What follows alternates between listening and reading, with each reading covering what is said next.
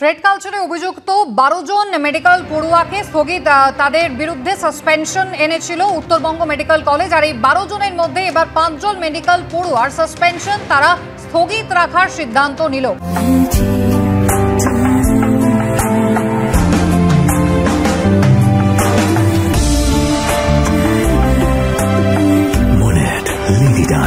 French artistry in perfumes. Never let go. কথা বলবো সনদ ঝা, আমাদের প্রতিনিধি রয়েছেন টেলিফোন লাইনে। সনদ, কি কারণে এই 5 জনের সাসপেনশন স্থগিত রইল? কারণটা এখনো পরিষ্কার নয়। গতকাল মাঝরাতে এই যে এক্সিকিউটিভ কাউন্সিলের মিটিং বসে, যেমন গতকাল রাত্রি 8টা নাগাদ পড়ুয়ারা যে সমস্ত 5 জনের বিরুদ্ধে অভিযোগ যাদেরকে ডিসকলেজিয়েট করা হয়েছে, 8টার সময় কলেজে জমায়েত হয় আর তার কিছু বন্ধু বান্ধব নিয়ে, এবং সেখানে তারা প্রিন্সিপালকে ফোন করে, তখন প্রিন্সিপাল ছিলেন না, ফোন করে কলেজে আসতে বলেন, প্রিন্সিপাল আসেন এবং তখন তাদের দাবি যে তাদের কাছে তাদেরকে ভুল করে করা হয়েছে। কেন করা হয়েছে? আত্মপক্ষ সমর্থনে কোনো সুযোগ দেওয়া হয়নি, তারা দোষী নয়, কেন তাদের কথা না শুনে কেন এই শাস্তি দেওয়া হলো, এইটা নিয়ে তাকে প্রিন্সিপাল ঘেরাও করে রাখে। প্রিন্সিপাল তৎক্ষণাৎ রাতে জরুরি কাউন্সিলের বৈঠক রাখেন। সেই বৈঠকেই প্রায় ঘন্টাখানেক মিটিং হয়।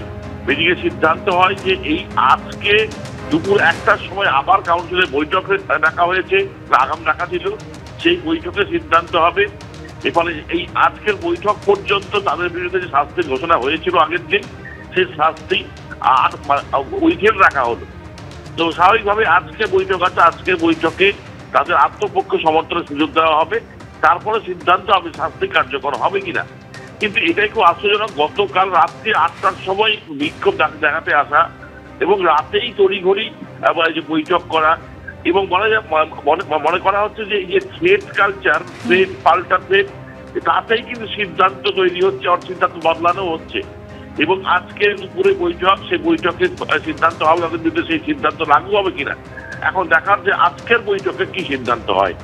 একেবারে সনদ, ধন্যবাদ। আর এই প্রসঙ্গে আপনাদের শুনিয়ে দেবো কি বললেন নর্থ বেঙ্গল বিশ্ববিদ্যালয়ের যিনি অধ্যক্ষ এবং ছাত্ররা, তারাই বাকি বলছেন।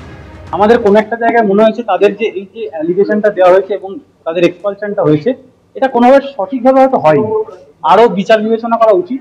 তো কলেজ কাউন্সিলের উপর আমাদের সত্যি বলতে কি পুরোপুরি আস্থা আছে এবং তাদের কাছে আমরা আবার ফেয়ার বিচারের জন্য আমরা বলেছি এবং তারাও সেটা মেনে নিয়েছেন। জয় লাকড়া, তীর্থঙ্কর রয়, অরিত্র রয়, ঐশী চক্রবর্তী, সৃজা কর্মকার, এদের সবাইকে আপাতত এক্সপালশন থেকে উইথহেল্ড দিয়েছেন।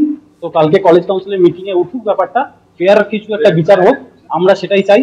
আমরা সবাই চাই দোষ যদি কেউ করে থাকে তারা শাস্তি পায়। আজকে জাস্ট এই মিটিংটার পরে এটাই জানা গেল যে আজকের জন্য এই লেটারটা এখন অব্দি বন্ধ করে রাখা হয়েছে, অর্ডারটা স্থগিত রাখা হয়েছে, কোনো এক্সপালশন হচ্ছে না এবং ওখানে কোথাও এক্সপালশন শব্দটা লেখা ছিল না। তারা সব কাগজ কালকের মধ্যে দিচ্ছে, কালকে প্রচুর কাগজ আজকে দিয়েছে, যা কাগজ বাকি আছে সেটা ওরা কালকে দেবে বলে আমাদের অ্যাসিওর করেছে। কারণ কালকে আমার ফুল বেঞ্চ আছে, তার আগে যদি কাগজ না দিতে পারে তাহলে আমরা ফুল বেঞ্চে কাগজপত্রগুলো দিতে পারবো 12 জনকে নিয়ে।